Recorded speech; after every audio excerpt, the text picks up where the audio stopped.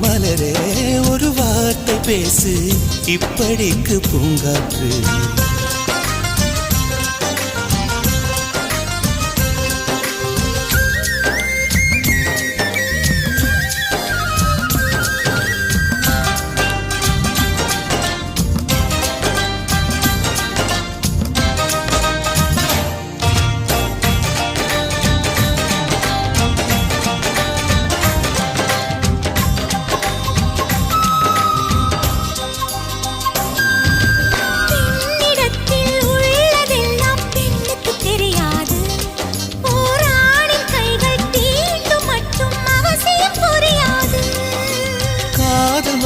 சொன்ன வார்த்தை கவிதையில் கிடையாது